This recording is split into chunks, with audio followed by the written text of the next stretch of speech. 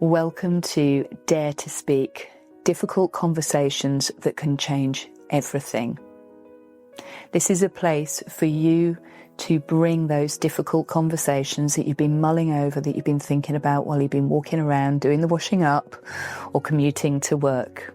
I'm Stanway. I am a philosopher, psychotherapist of 25 years, divorce and breakup coach, and I help people in the moments where there's a difficult conversation they just don't know how to handle. This is a moment, your moment, to pause, reflect, and have a bit of breathing space to think about what matters to you and how to tackle those difficult moments. Using insight, reflection, case studies, and examples, I will guide you through those difficult conversations in a safe and constructive way. So let's begin.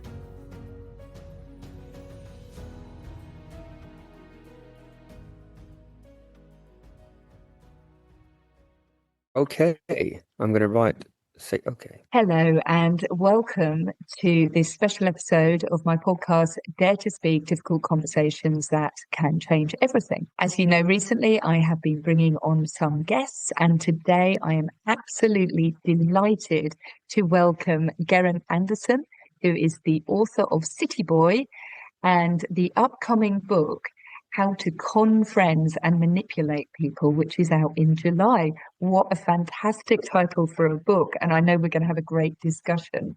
So welcome, Geraint. Oh, thanks for having me, Eve. So tell me a little bit about yourself, about your background and how you came to write this book, because I think people who will have read Dale Carnegie's book will recognize the play on the title. But I think yours is very, well, you tell us about it. Well, the subtitle is The Subtle Art of Being a Total Psychopath. And that gives the game away a bit. It's a parody of a self-help book. It is, the voice I use is that of a psychopath. And what I'm trying to do is to show that much of the actions and the behavior that politicians, corporate chief executives and manosphere guys, when taken to its logical conclusion, is basically fairly psychopathic, i.e.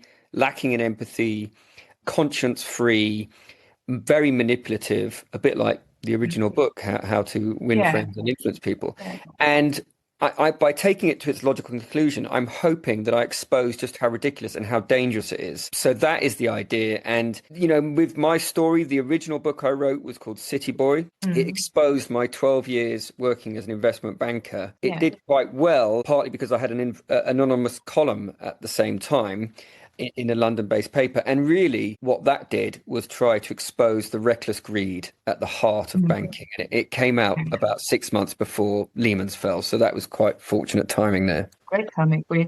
And it's really interesting. And this is why I'm delighted to have you here, because these conversations about, if you like, the behavior profile of people, this kind of labeling of people, whether they're a psychopath or a sociopath or a narcissist, there's a lot of these words going around at the moment. But underneath these words, there are recognizable behavior patterns, which we see in toxic relationships where there is manipulation and there is coercive control. And that's whether it's in the workplace, in the corporate environment, but also in the home environment as well. And I'm going to say that they kind of play across both those environments, but there are certainly some corporate environments where it's encouraged to be like that. You know, you're actively promoted if you are. And then, well, you know, it can be complicated when it hits the home. Yes. I mean, I think it's probably an overused term, psychopath or sociopath. Neither of them are actually clinically, diagnostically recognized by, you know, British Medical Board and so forth. But I guess only about 1% of people are actually officially psychopaths, roughly, give or take. So in other words, if people bandy this expression around all the time, they're probably being a little bit fast and loose with it. And maybe they do so, just like the term narcissist, because it is a very easy way to dismiss someone completely. You know, if you just say, oh, I'm in a relationship, it's not working, it's because he's a sociopath or a narcissist, suddenly it devolves you of all responsibility. So I guess, you know, that we need to be very careful with these terms. But you're absolutely right. For example, stockbroking, the sort of recognized expert in psychopathy, Robert Hare, I think he said that about 14% of stockbrokers are psychopaths. Yeah. Obviously, in prison, it gets to 25%, but that does suggest that it both attracts sociopaths or psychopaths and it rewards and incentivizes that kind of behavior. I mean, yeah, I completely agree. And I think, I mean, a lot of leadership qualities are seen as being somebody who can, for example, stay calm under pressure.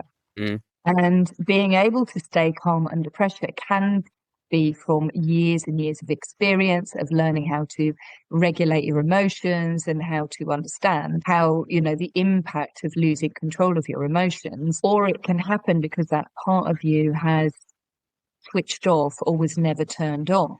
So those same leadership qualities are, I mean, that's the kind of standard leadership qualities, but now we look for leaders who've got empathy, who've got understanding. And that's a shift, isn't it? That's a kind of change that I would suspect the corporate environment hasn't really caught up with. Yeah, I mean, I think in theory, hypothetically, we like the idea of leaders who show empathy. But what's happened since the financial crisis, in my opinion, is that there has been this sort of reduction in real living standards. And what that means is that people have actually been attracted to these so-called strong men, and they often don't show empathy. I mean, Elon Musk was quoted recently as saying the biggest cause of weakness in Western civilization is empathy. I don't think Donald Trump is renowned for his empathy, although he's probably more of a malignant narcissist than a psychopath. And likewise, all these other strong men, the Putins, Erdogans, Orban, who's actually just been kicked out of Hungary, but they are people who think empathy is weakness, and therefore, in some ways, the world is actually moving towards these more authoritarian, strong, so-called strong men, and that's kind of a disturbing development. I'd agree with that, and I think how that then interplays with the rise of or the kind of improvement in women's abilities to work, to earn money, to take into leadership roles. I know there's a much smaller number of people who might be recognized as sociopaths or psychopaths as women, although there are still significant numbers. And what's the data suggest the percentages are? I've heard different data, but roughly the one I heard and seemed quite convincing from an expert was that actually only about 1 in 10 psychopaths is female.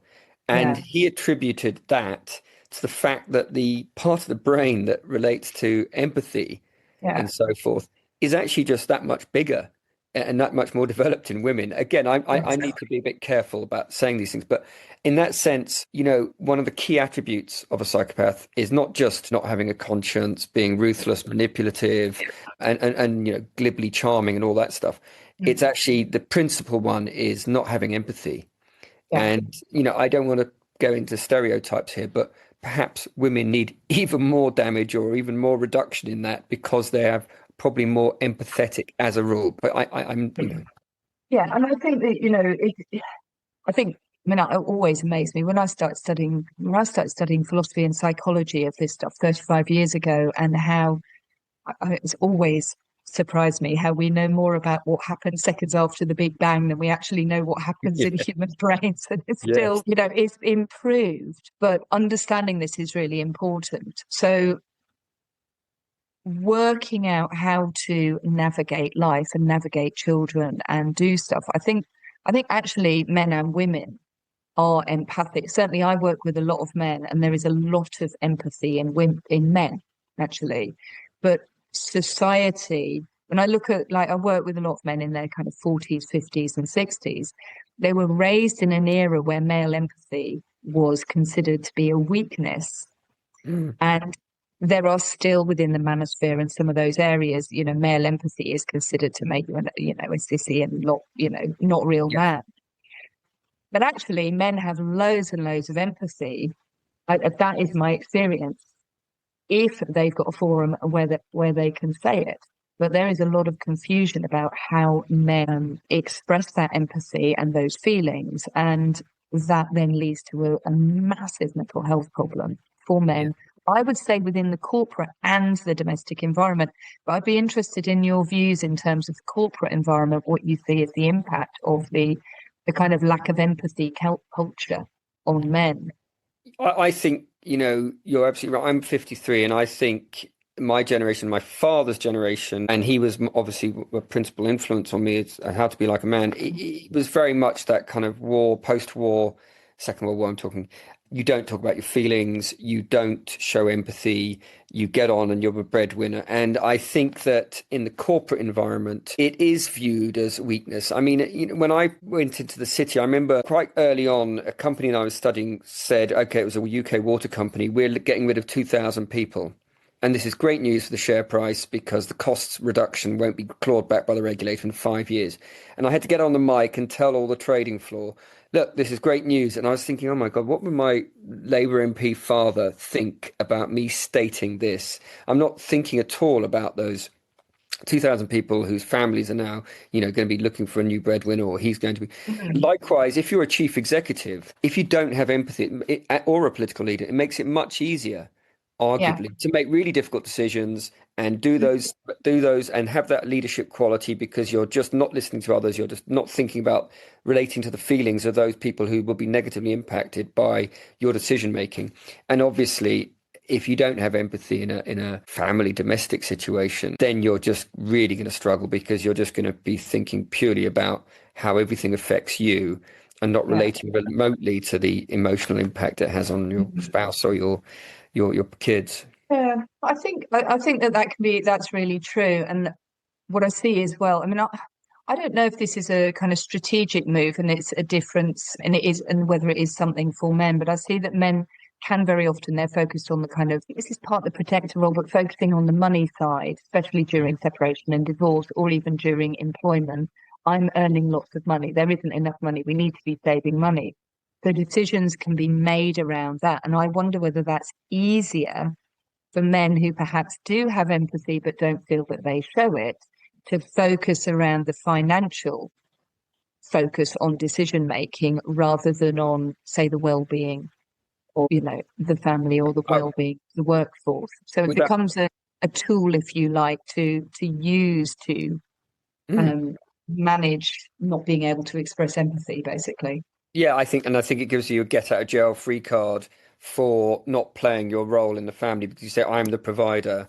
And I would argue that actually one of the reasons why these manosphere guys who essentially espouse being kind of controlling and macho and not showing empathy and being dominant, always being dominant, and winning this Darwinian struggle with all the other men to get the beautiful women and the money. One of the reasons why they're getting traction amongst the sort of younger men, it seems, and is that in this kind of, and it's a bit of a cliche, but in this increasingly feminized world, we probably had more changes occur to the male-female relations in the last 60 years than the previous, I don't know, 600. And I think that has resulted in a lot of men getting pretty confused, not sure what their role is. And that could help explain why, the biggest cause of death for men in Britain under 45 is suicide, which I still think is one of the most shocking kind of statistics of all time. And I think only 1 in 4 suicides is female, probably because they can actually talk to each other and get it off their chest, rather than taking this incredibly sort of violent, the ultimate self-destructive act. So I do think the changes have been unbelievably dramatic.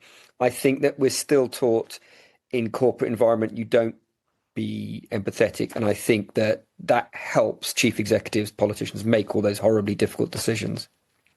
Yeah, I would say that that's true. And I think you're right about this kind of epidemic of male, certainly younger male suicide, because the men are able to talk about their feelings. It's one of the most common things I hear is saying men don't talk about their feelings. And, I would just say it's just demonstrably not true. Finding a safe environment for a man to talk about his feelings, and particularly, it's always a big thing for me. Why do so many men come and work with me? That need for a man to be able to go and talk about his feelings to a woman, not just to his male mates, to be able to have that empathic backwards and forwards is under noticed. I think in society, it tends to be kind of slightly written out by this idea that men are all perpetrators, that men are all don't talk about their feelings and then they're shut down. I read somewhere that children's boys stop being encouraged to talk about their feelings at the age of 7.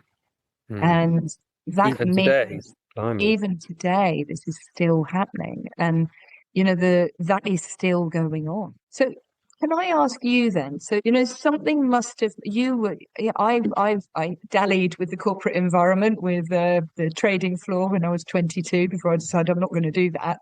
And I think you're slightly younger than me, but we're kind of an age.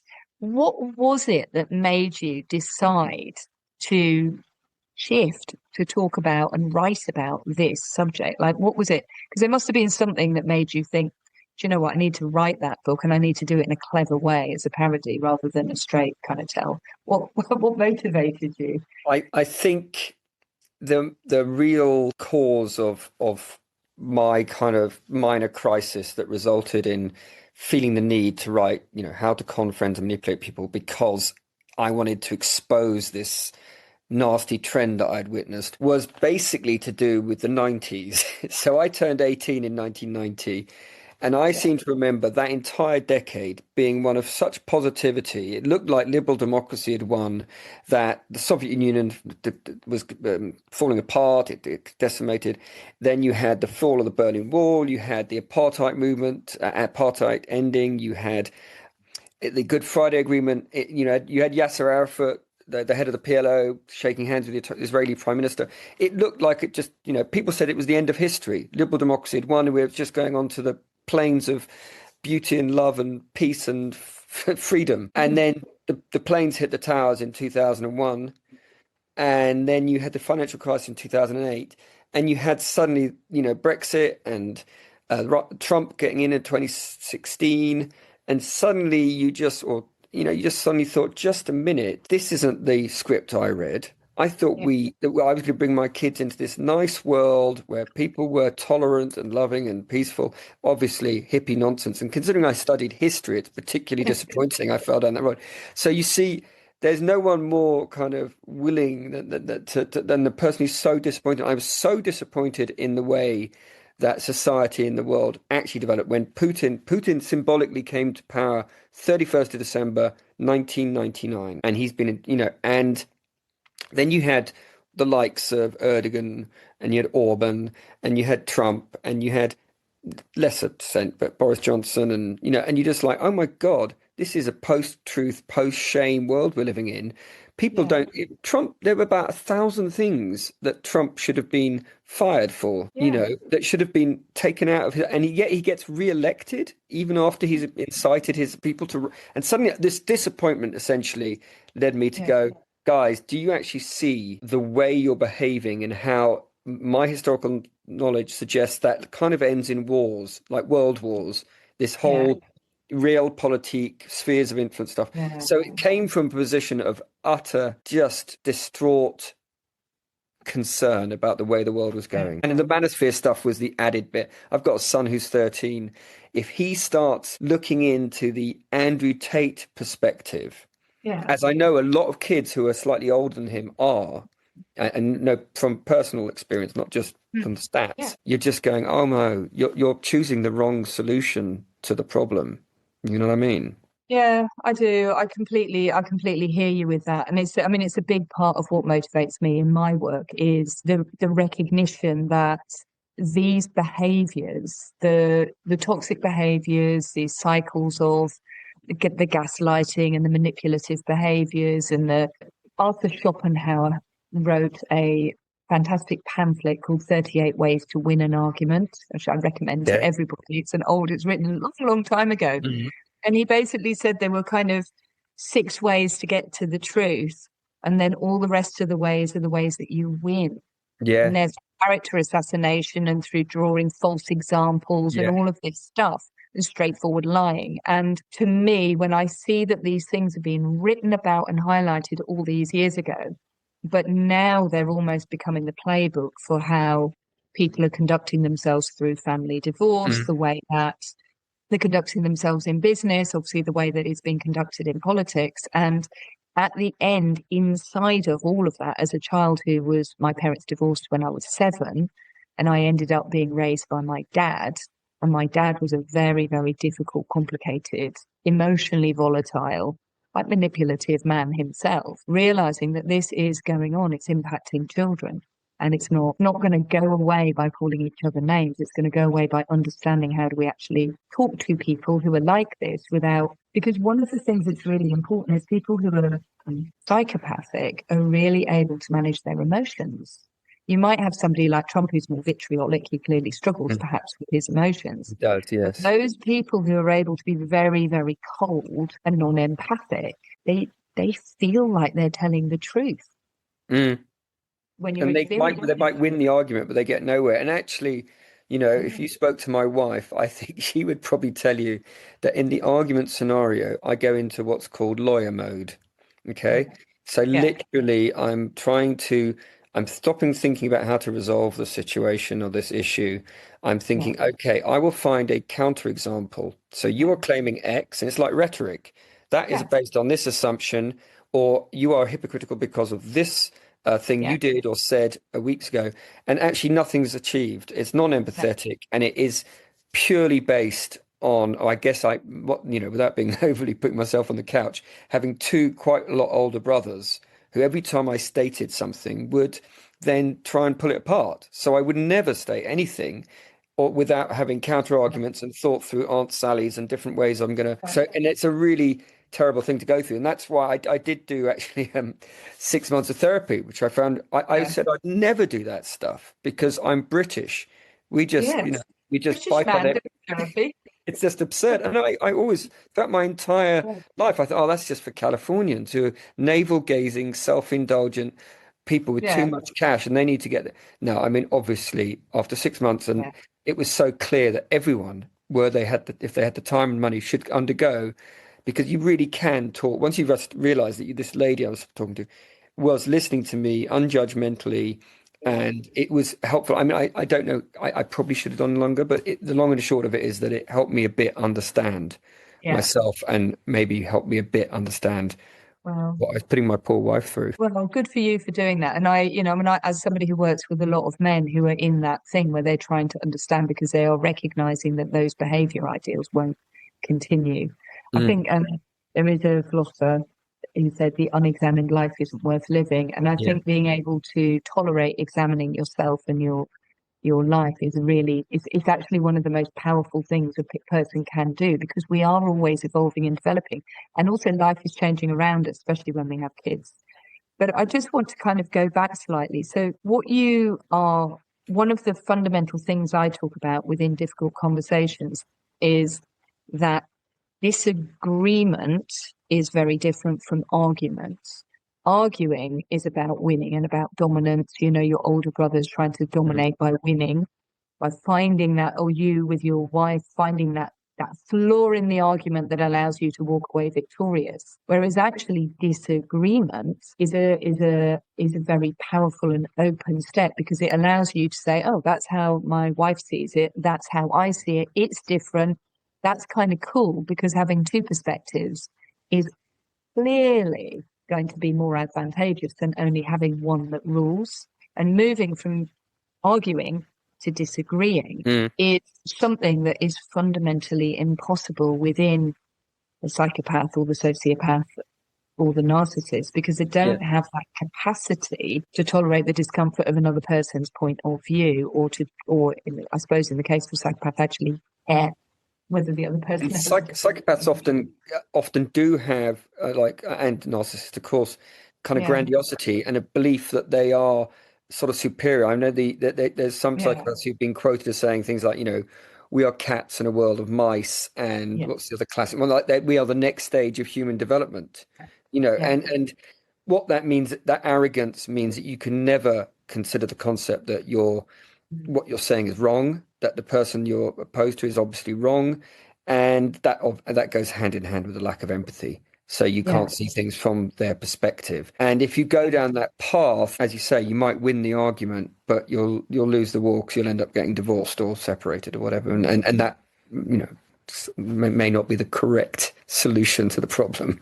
Exactly. And so And I just want to, what I find interesting about these particular types of psychology, and I'd be really interested in your view on it, that these psychologies, they are perceived as very powerful because it can be very dangerous, actually, to have your life or your well-being in the hands of somebody who has no empathy, because they fundamentally aren't going to care.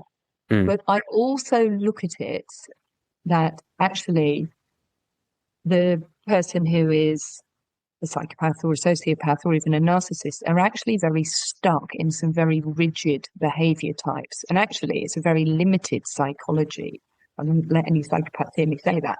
But it's in fact a very limited psychology because the course of actions that you have as an emotionally regulated but empathic human being are far wider in terms of choices than what you can do if you are absolutely not able to believe in.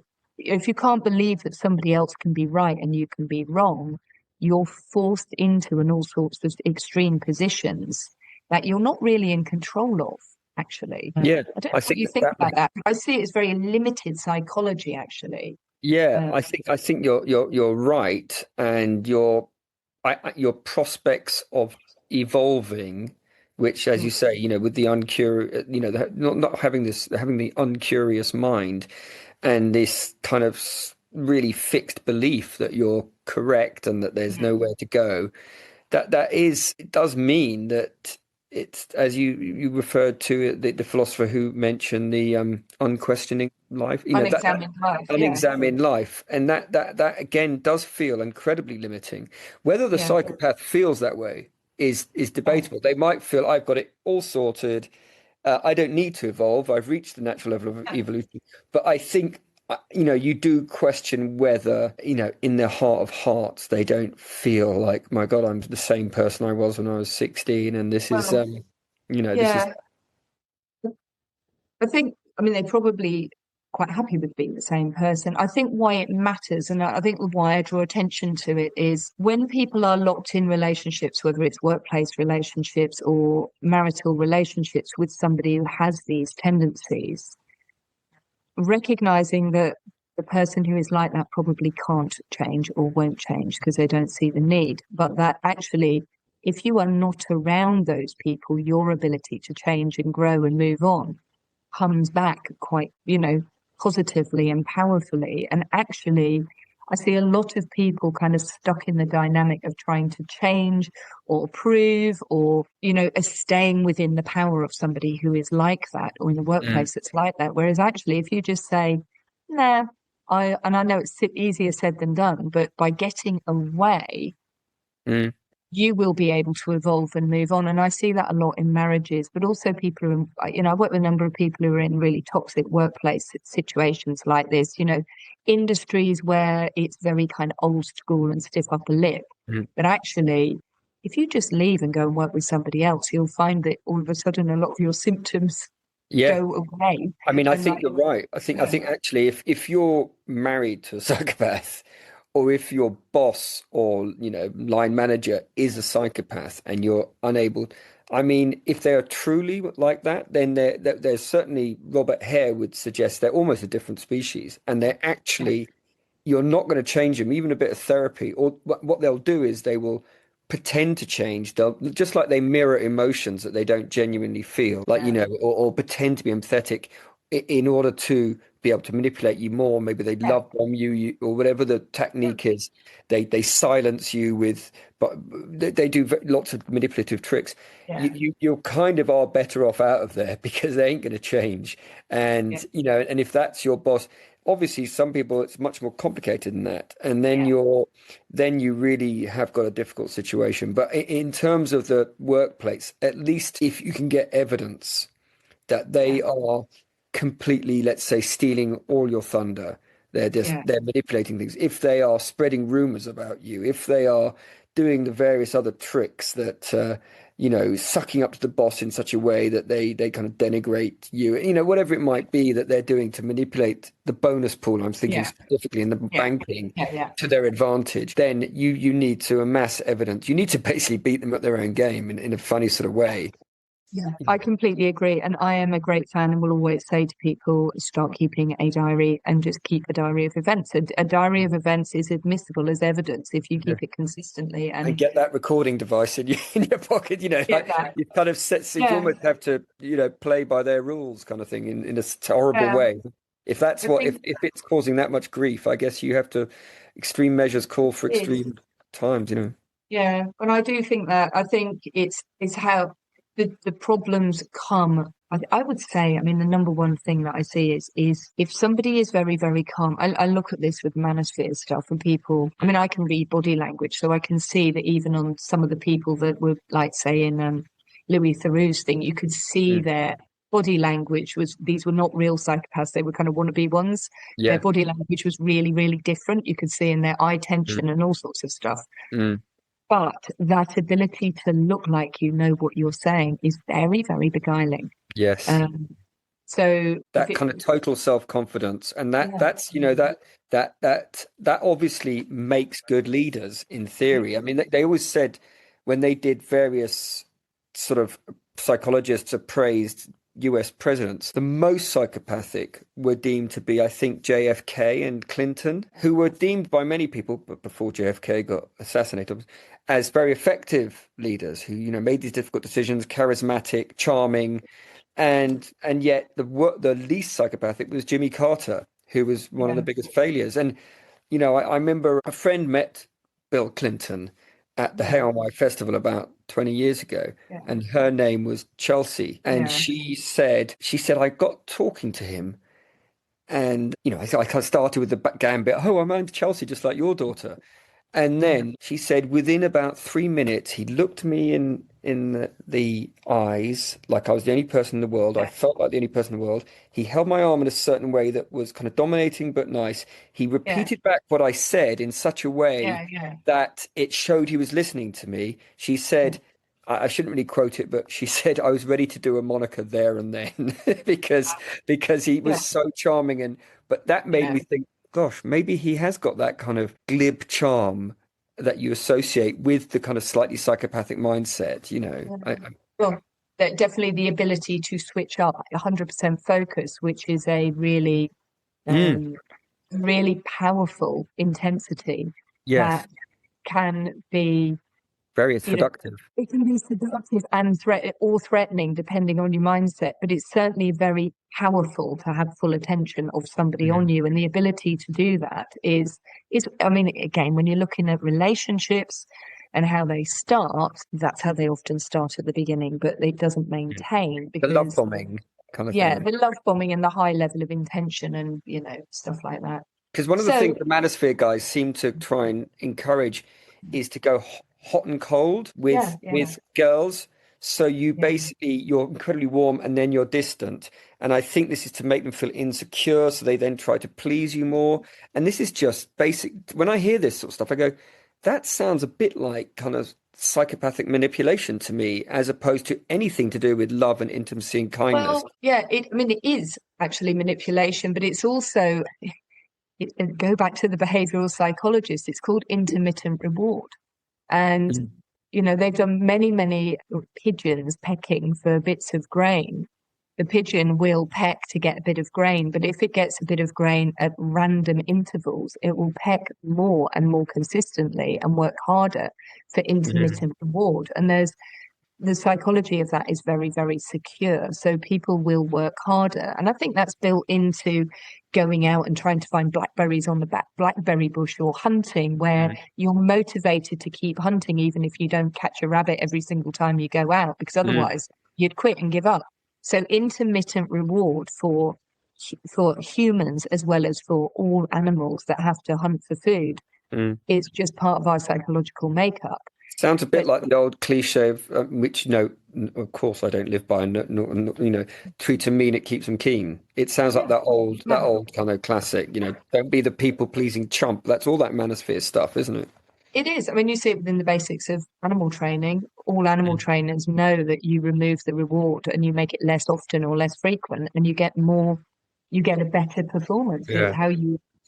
in dog training, it's how you shape behavior to the behavior that you want is through intermittent reward and getting also the animal to perform in the hopes that they're going to get a reward, and then they will be more creative and adaptive in how they do it. And that's how they shape, if you look at people on Britain's Got Talent with their dogs who can do all these amazing things, those are the techniques that they use to train their animals, because animals are reset that way. Yeah, and that's without trying to bring it back to my book, that is what horrified me about the manosphere and some of these politicians, because basically the advice they were giving for, if not relationships, then picking up girls, or it felt to me like it was just exactly the manipulation techniques that psychopaths use. So in other words, psychopathy hasn't changed. What's changed is that now people seem to be recommending that's how you behave if you want to get on with your career, your girl, with the